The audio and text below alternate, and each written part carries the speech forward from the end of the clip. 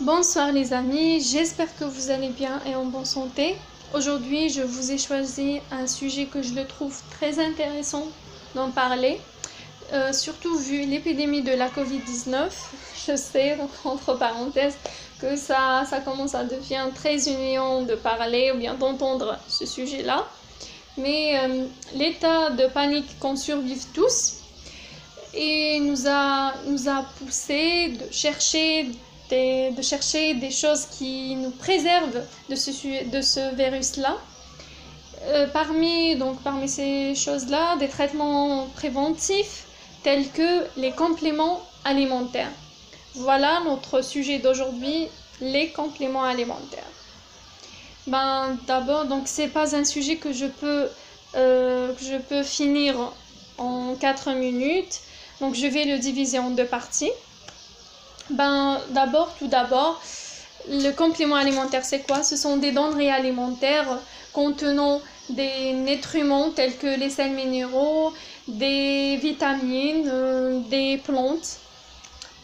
Et on les trouve sous forme de comprimés, sous forme de capsules, gélules ou même sous forme d'ampoules. Et sont pris pour quelles raisons? Pour plusieurs raisons. Par exemple, donc plus fréquemment pour des carences nutritionnelles, pour grossir, pour maigrir. De même, les athlètes ils les prennent pour développer leur masse musculaire.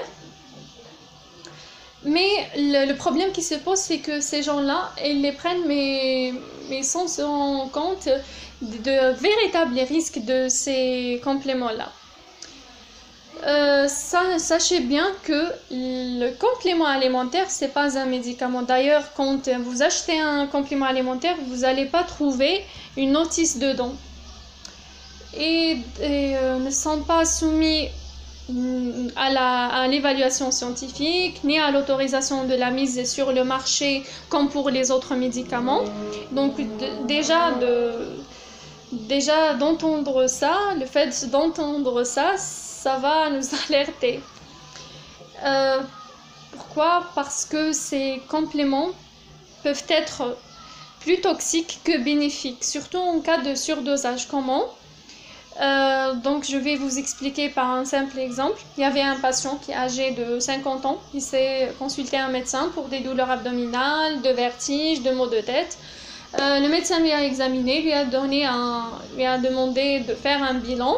Le résultat de ce bilan, c'était une anémie. Le patient, le médecin à ce moment-là, il dit au malade, est-ce que vous prenez des médicaments? Il a dit oui, je suis hypertendu, je prends des hypotenseurs. Hypertendu, ça veut dire que ce médecin a de l'HTA, de l'hypertension artérielle, qui est une maladie chronique. Et il a dit que aussi depuis 3 mois, j'ai commencé à prendre des compléments alimentaires qui sont à la base de zinc.